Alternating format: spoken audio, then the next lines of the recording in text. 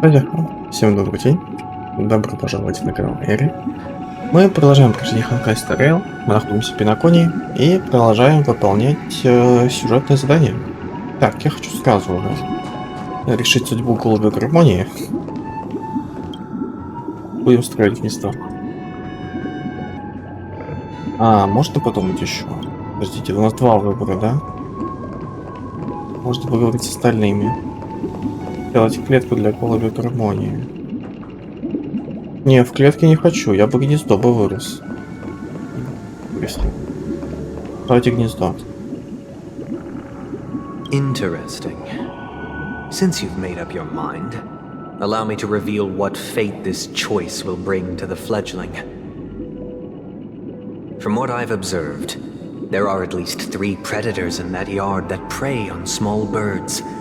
The Vosicle Scorpion, Asdana Wolverine, and the Huntington Winged Snake.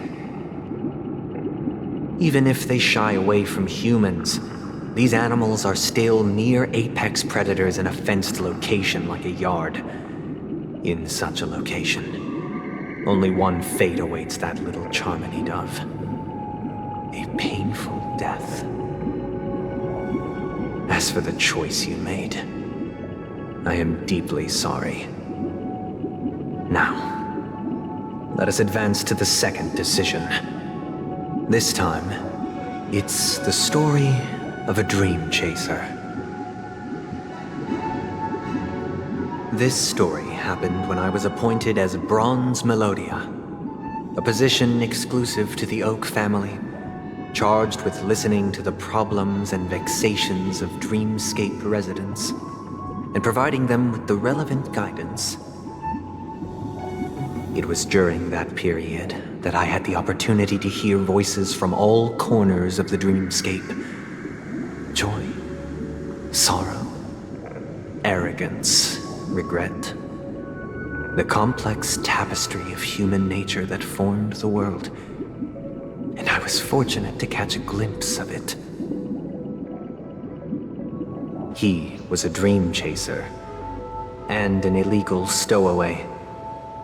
Just like the rest of them, he came to Penacony in search of a better life, except that, to most people, the price he paid, I suppose you could say it was everything. He told me, I sold everything I could at home. The house, the land, even his 2 children. He said he could not afford to raise them, and that at least they could eat if they lived as slaves. He had a plan in place. He would buy back his children once he had made his fortune, and enjoy Penacony's beautiful dream with them. Alas, his plan to smuggle himself was somewhat clumsy, and he was sniffed out by those pig-headed hounds. After hearing the Dream Chaser's story, I immediately appealed to the Bloodhound family to cease their pursuit.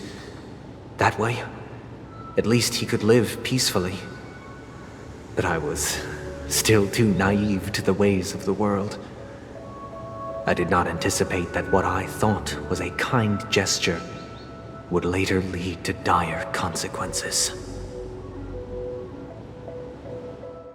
I'll tell you the outcome soon. For now, I'd like you all to make a choice. Will you do as I did, and try to convince the Bloodhound family to stop their pursuit, so that the Dream Chaser may live peacefully and realize his wishes? Or will you remain silent, leaving him to languish while the hounds are hot on his heels, until his inevitable judgment arrives? I look forward to everyone's decisions. Who knows? Perhaps they might even alter the outcome of this tragedy. Ну, слушайте, как-то, правый вариант, мне кажется, мне больше нравится. Потому что, как он преподносит, конечно, не совсем объективный этот материал, но будь что будет. I'm honored to witness you arriving at the same decision. Out of respect, I'll share with you the dire consequences that my choice back then brought about. First, the outcome. He attained major success. After avoiding capture, he ran a business for a few years, very quickly making a name for himself, elevating his status. He might not have become a tycoon like old Audie, but he was considered a character of excellent repute. Now then, did he realize the wish he set out to achieve? No. The last time I saw him was in the real world, where the hounds were going to permanently exile him, and I was the accompanying bronze melodia. The mission was simple. Listen to the criminal's repentance. He told me the reason he was in this predicament was because he conspired to usurp the head of the Alfalfa family. When I asked him about his 2 children, he instead responded with a question. What children?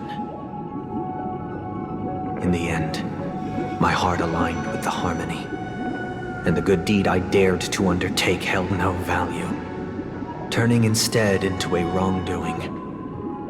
It created a lamentable oppressor and countless oppressed individuals. As to your choice, I once again offer my heartfelt apologies. Next comes the third and final decision. And the story this time is my own. This story happened the day I was appointed the Oak family head. At that time, Mr. Gopherwood was the current Dream Master, and as per his wish, we had a private conversation. What surprised me was that the Dream Master had only come to deliver a letter to me.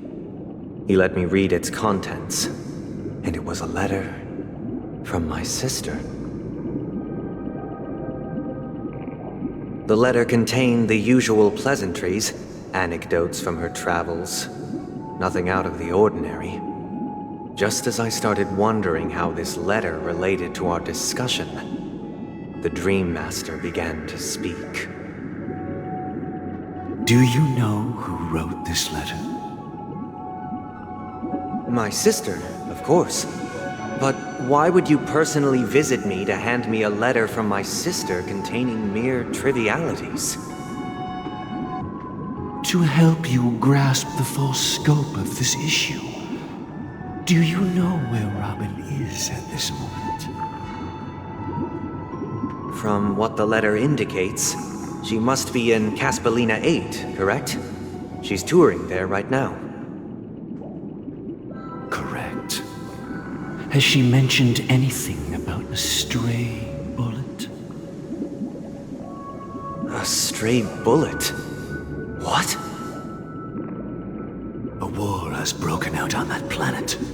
It is because of this very reason that Robin chose this destination. To spread the word of the harmony. And to save the lives of that planet. She personally made for the front lines. She hoped to ease the people's suffering with song, and was willing to brave mortal danger to deliver the IPC's medical supplies. Unfortunately, stray bullets show no such compassion. Is she all right? If the operation was successful, she should probably be recovering in the field hospital. By the eon above, the bullet struck her neck directly, yet possibly as a reward for her consistent deeds of harmony, it didn't hit any vital arteries. Once you've attended to your outstanding tasks, it'd be advisable to write her back as soon as possible. Those damned savages! I'll pack my bags right away. My gratitude for bringing this to my attention, Mr. Gopherwood. Now you understand why she always wears such elaborate neck ornaments, don't you? How could this happen? Miss Robin. It's all in the past, so please don't worry. I share this in the meager hope that you will understand the harmony's limitations and predicament. As grandiose as the strong defending the weak sounds, many times, it is nothing more than wishful thinking. Likewise, I've prepared one last question, one last choice. But rest assured, this choice will not have any grave consequences. Because this is merely a figment of imagination, a nightmare that has haunted me through countless nights. If you ever had the opportunity to make a choice like I did, would you still support Robin's journey on the path of harmony?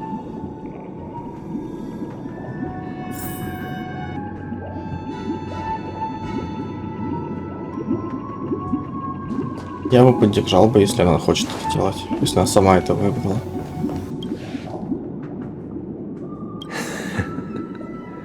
I see. I am now aware of everyone's stances.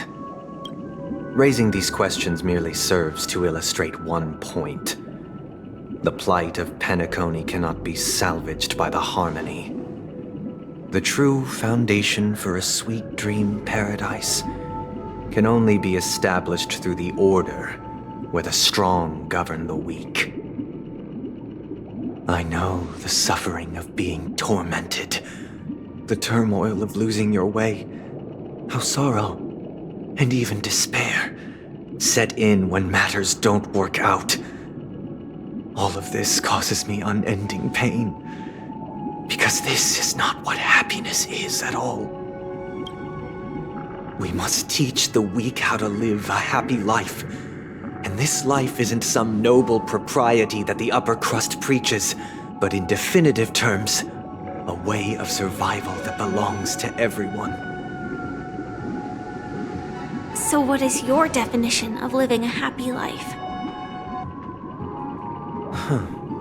Good question. Human consciousness is fundamentally an illusion, a cage known as self-worth.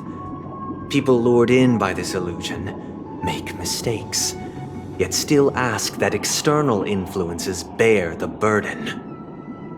When one mistake after the next permeates the masses, they become impossible to trace.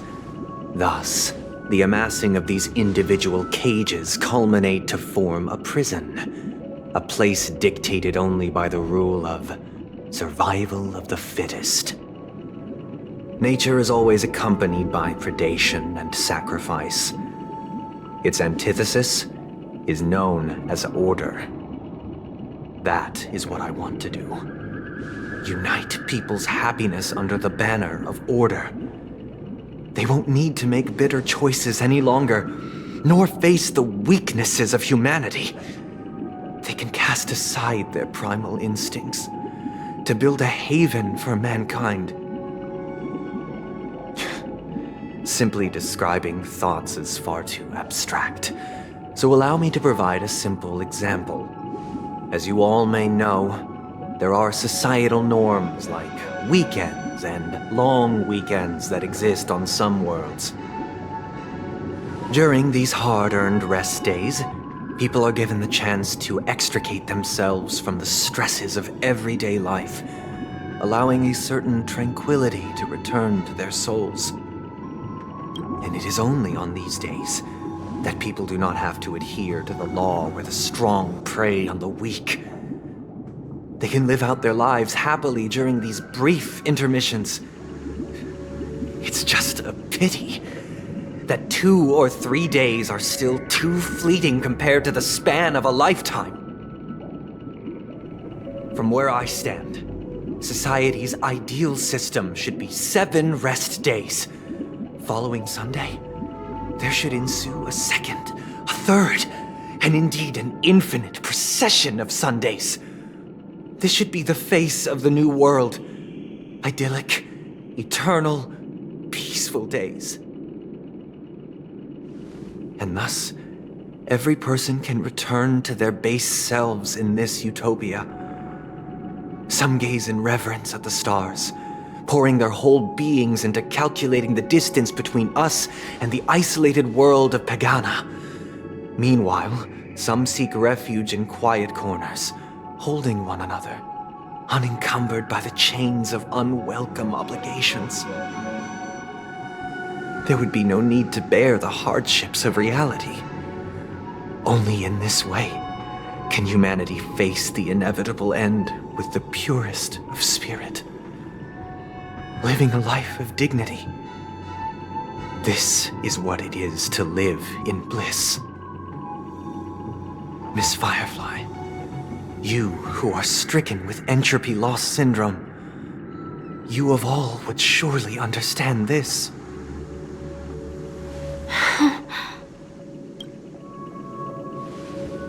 It sounds like a flawless theory.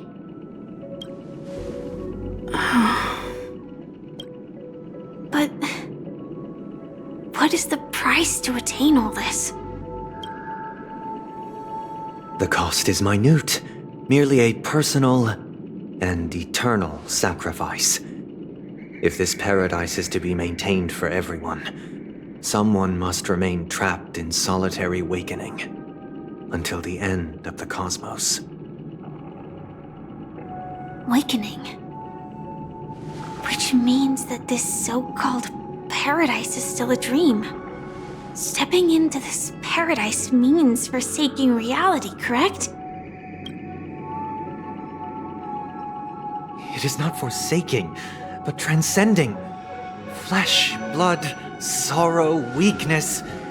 If the physical is the root of spiritual suffering, it is only logical that we defeat it. But in this supposed bliss, people won't have defeated their demons. The chance to overcome their tribulations would be forever lost to them. In other words, it is an escape. That's another way of understanding it. But there is no shame in escape. On the contrary, the seeds of escape exist in everyone's hearts. Don't you agree, Miss Firefly? And as to why we sleep, it is because we are afraid to awaken from our dreams. But this is not in conflict with the grand plan. Only in acknowledging this can we truly understand the frailty of human nature, and from there, show compassion and protection.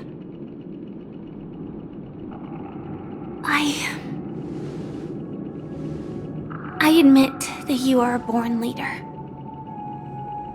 Your perspective on humanity brims with pessimism.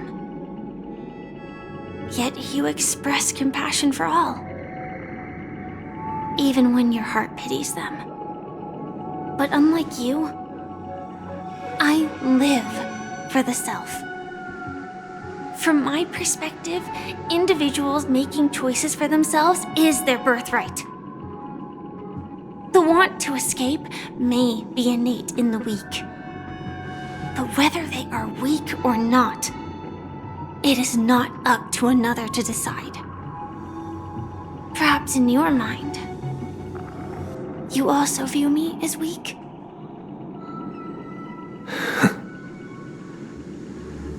Because I don't think so. Since Miss Firefly has said her piece, the Astral Express will also naturally give you our answer. We'll leave it to you, just as Mr. McHale instructed before.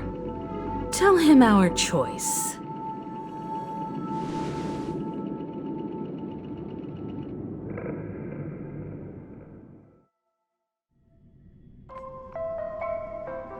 What is this place? Does this place ring any bells, Misha? I don't know, but I feel a sense of deja vu. What is this place? It's the realm within a dream bubble. This was left to the Astral Express by a nameless, but weirdly, when we entered it, it was completely empty. Dr. Edward from the Dreamscape sales store told me that dreams are formed from memories, and a dream bubble can't take shape if its core is empty. So I thought you might be able to help us in unraveling this mystery, Misha. As a hotel doorman, you know Penacony best among us. I don't know much about dream bubbles, but if you want to figure out what this mansion is, I'll do my best. I'm counting on you then. Himeko, I still don't get it. Why were you so sure that Misha had a connection with this dream bubble? I wasn't sure. It was just a hunch. But since Misha feels familiar with this place, my hunch might be correct. Exactly. This is where you and Firefly encountered death, which we now know as dormancy. Considering its connection to Dreamflux Reef, it's not surprising it appeared here. The question now is, who brought you here?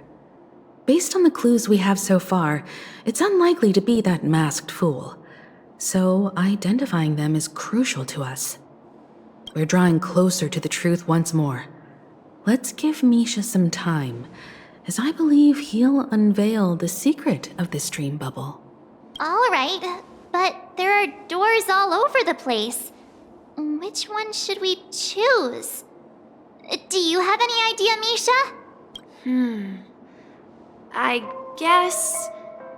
maybe this way? I'm not entirely sure, but... let's give it a try. Wait, you managed to choose the right door on your first... Weird. This place is quite different from the hotel.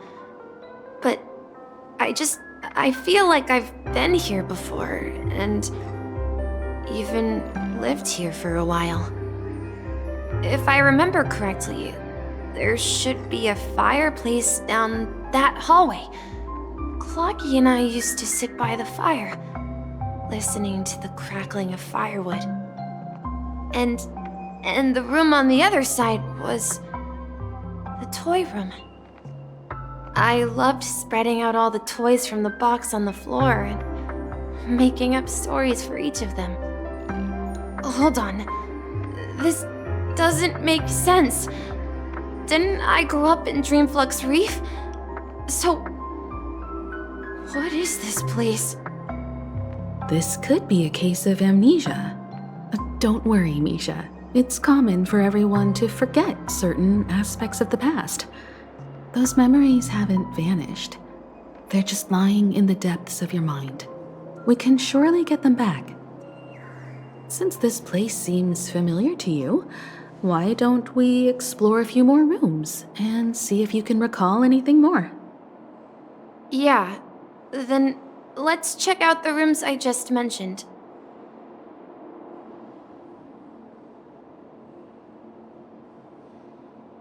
Ну что ж, давайте обыскивать комнаты. Mikhail, that's the name. Now we all know him as the Watchmaker. So, who is he talking to? Do you know anything about it, Misha? I'm sorry, I don't know much about the Watchmaker. But, Mikhail... Anything special about that name? Mikhail is Grandpa's name. Grandpa? Do you mean you're the Watchmaker's grandson? But we haven't heard anything about the Watchmaker having descendants. And the name Mikhail is not rare. Perhaps it's merely a coincidence. Could you tell us more about your grandpa, Mikhail? Yeah, sure. He was a seafarer who fearlessly ventured into mysterious seas and storms. He was always on the sea and had lots of friends who accompanied him on his travels. He didn't want me to call him Grandpa because that would make him sound old. He believed he was still young. The name Mikhail was given to him by his parents, Mahaley and Elise, both renowned seafarers. Every time he came back, he'd share his logbook with me and tell me about his adventures at sea. I want to become a great adventurer, just like him. It appears that the seafarer has nothing to do with the watchmaker. So, perhaps it's just a coincidence? So, where is your grandpa now? He went off on a new journey, and it's been quite a while since I last saw him. So, where has Clocky gone? Did he leave to protect Dreamville? Tick-tock. Tick. I heard some noises from the room. Origami Bird? That's a friend of mine. You and Origami Bird are friends? Yeah. It's a member of the Compass crew, just like Clocky and Miss Mirror. And there's more than just one Origami Bird. They are a big family with lots of brothers and sisters who look the same. They follow Miss Mirror's orders and handle all sorts of jobs on the ship. They're the best sailors. Sailors? Can origami birds be sailors? Could you tell us more about the compass, Misha? The Compass is a ship bound for the New World. Clocky and his partners travel through layers of fog to the depths of the sea. Whenever there is danger, Clocky will use a compass and guide the ship in the right direction. That's a great story. But in the Penacony cartoon, Clocky and his partners have always lived in Dreamville and never ventured out, right? Huh? Oh, that does seem to be the case. Weird. I clearly remember Clocky arrived in the New World in the end. Perhaps Clocky has a hidden past. I think I hear the sound of water. You once mentioned there's a magnificent fountain up ahead. Look, there it is! The water resembles a precious jewel embedded in the dreams of all seafarers. Every time I gaze at the shimmering lights beneath the waves, it feels as though I'm back in this place, standing by your side. Have you recalled anything, Misha? Yeah, I saw these sentences in Grandpa's logbook. He used to say that despite the perils of the sea, whenever he stood on the deck in the afternoon, overlooking the sparkling waves, he would think of this fountain in front of his house. He often said that those moments felt like returning to his family's side, and the difficulties at sea didn't seem quite as challenging. You know, I quite understand such sentiments. Не вздыхай, а то состаришься.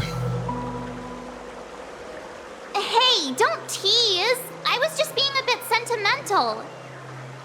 Perhaps every adventurer far from home carries a fountain within their soul.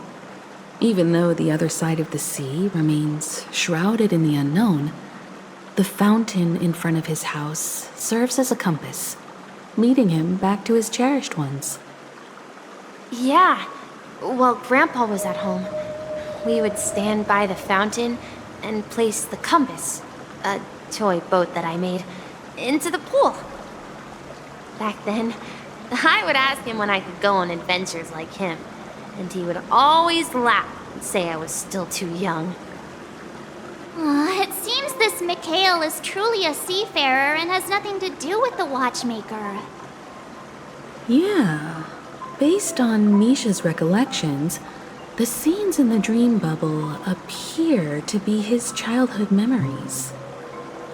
But this raises more questions. According to Misha, he was clearly born on an oceanic planet and led an ordinary life, with no connection to Penacony at all. Could this be some sort of metaphor? Perhaps the sea refers to the memory zone. I'm sorry. I don't know, but my memories keep pouring out uncontrollably, like water flowing from a fountain. Perhaps I'll remember more things if we go further.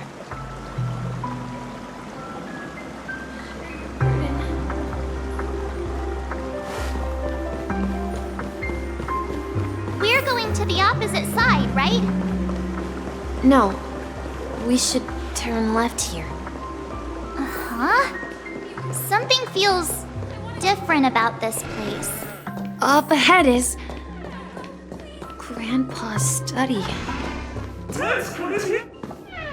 The atmosphere in this room feels totally different. Misha! You finally come! Clocky, you're here! Huh. Yeah. This is the room where we first met each other. Are those books on the bookshelf logbooks left behind by that seafarer? Yeah. Whenever he came back, he'd place a logbook on the bookshelf in his room. They contain records of his expeditions to every corner of the world. He described our world as a fountain. At some point, the sea started to gradually swallow up the land where people lived. To ensure that everyone had land to settle on, he had to continue exploring the sea and search for the source of the rising seawater. On that day, he called me to his study, telling me that he was embarking on another journey.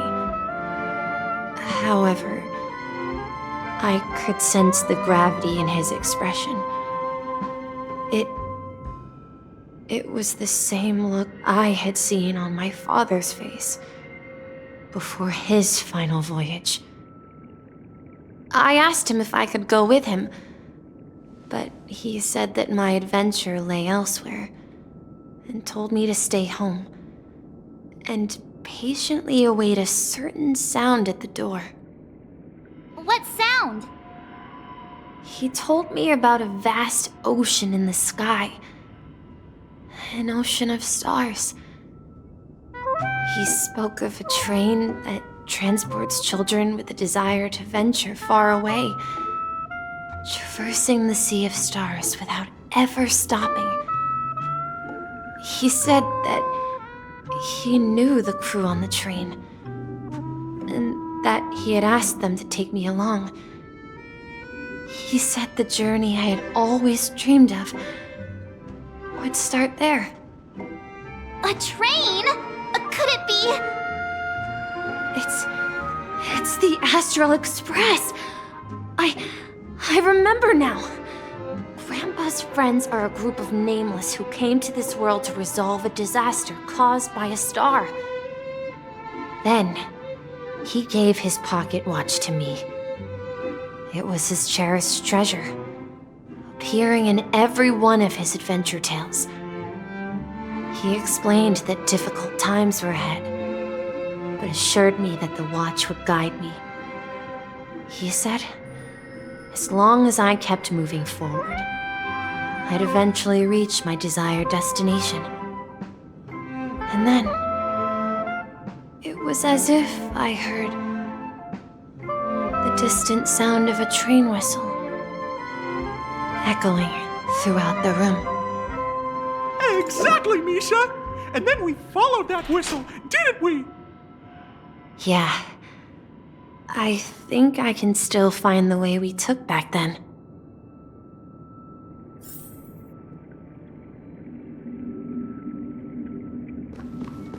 This is the dream jigsaw, right? So we're supposed to find the exit. But where can we find the last piece? Do you remember? You said you obtained a mysterious shard when you stumbled into this place. Hey, the shape seems to match. So this shard is also connected to Misha? Looks like we're just one step from revealing the truth. Let's get to the other side and investigate. Ну что ж, давайте расставлять все по своим местам. Так.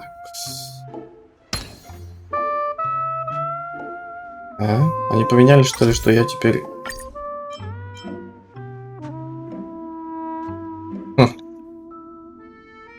Я теперь на геймпаде не могу нормально... ноликом. Все. Дошло.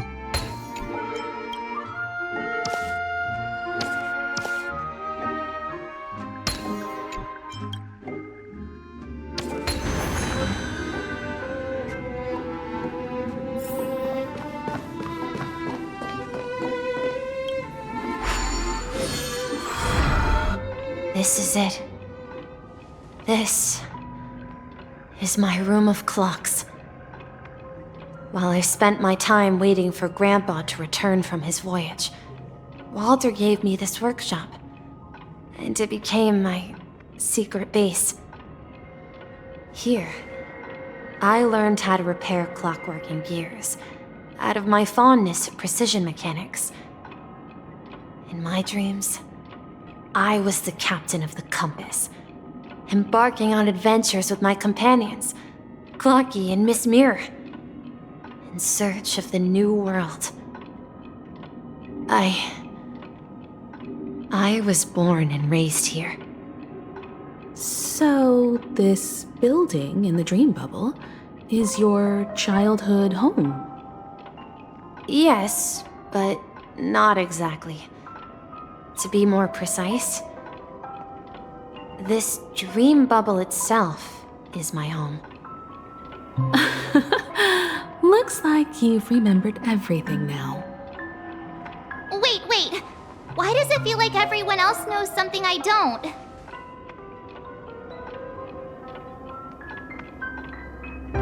Точно, ты же еще не знаешь. March, do you remember when he mentioned a clocky that only he could see? Yeah, the little guy here, right? But we all saw him in Dreamflux Reef, right? And Mr. Yang even greeted him. Looks like everyone on the Astral Express has a childlike spirit. The answer lies in the Astral Express. His experience shows that neither Firefly nor Acheron can see this clocky. And when we were in Dreamflux Reef, you may have noticed that for some reason, nobody outside of the crew had ever talked with Clocky.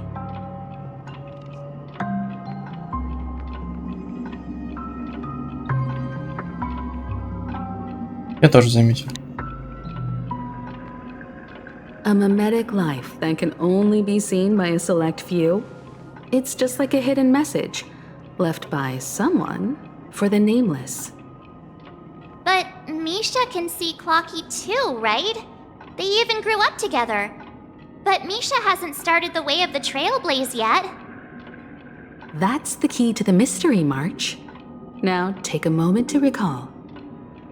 Have you ever seen anyone outside of the crew interact with Misha? Wait. No way! That's the answer, March 7th. This dream bubble is the place where I was born. And I'm a dweller in this dream. Just like a memory zone meme. I should have stayed here and waited for you. But when reality and memories merged, I unconsciously pushed open that door and left the bubble with Clocky. So it's not that the Watchmaker's dream bubble is empty, but rather the stuff inside ran away? And the whistle you heard was the sound of the express arriving at Penacony? That's one way to see it, but I believe there's a longer story behind all this. It's best for Misha himself to explain all the details. How about we start with your name? Now, should we call you Misha, or...? Thank you all for helping me rediscover my true self. Now, Please allow me to reintroduce myself.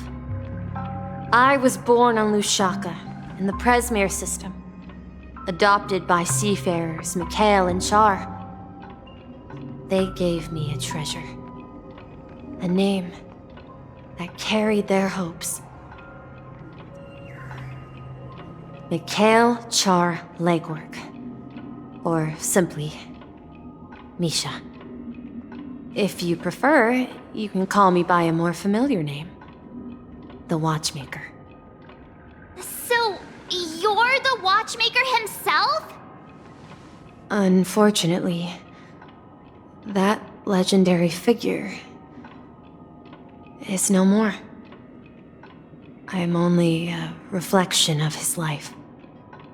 As for the child who has been with you, he's the innocent protagonist of Misha's childhood dream.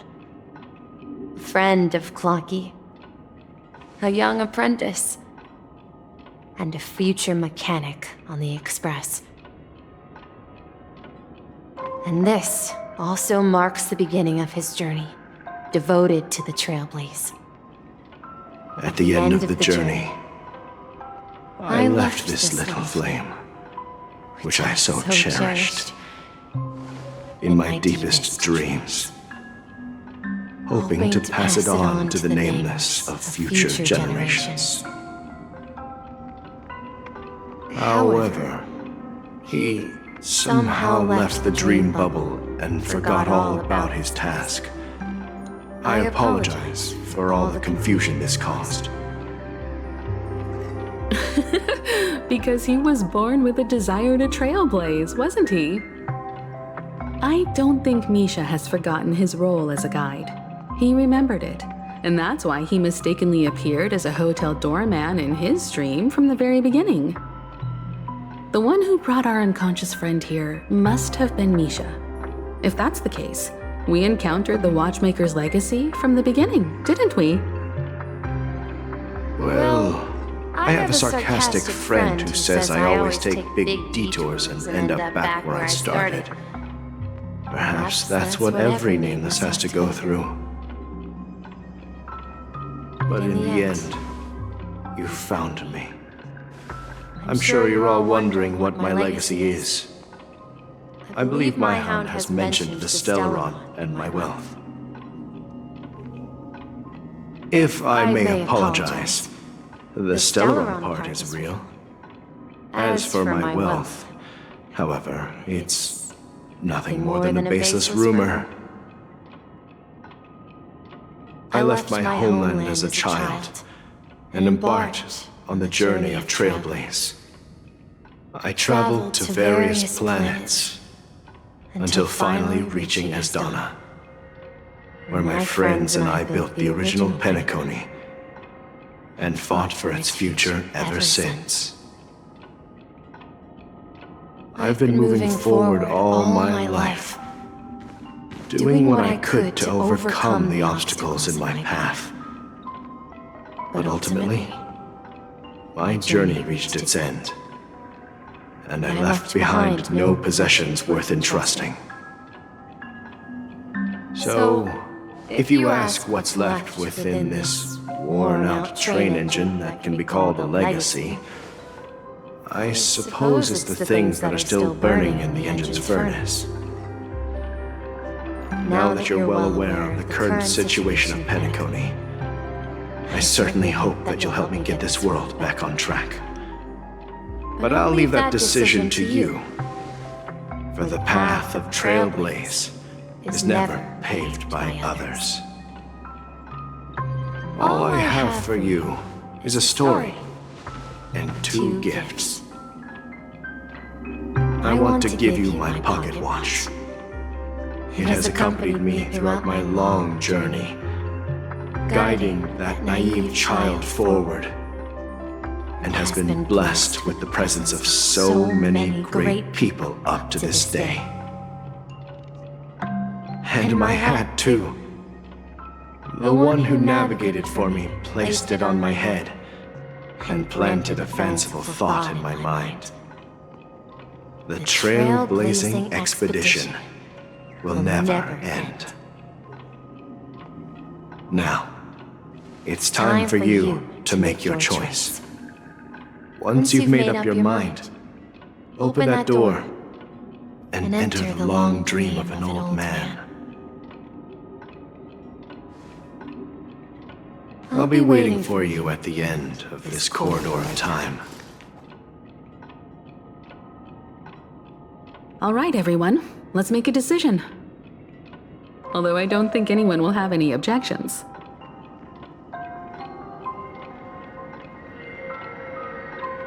Я выбираю освоение.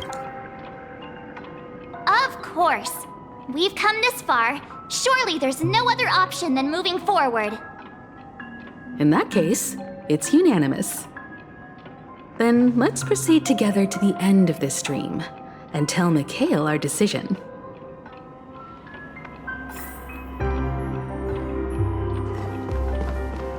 Ну что ж, думаю, здесь мы закончим перед финальным актом, надеюсь.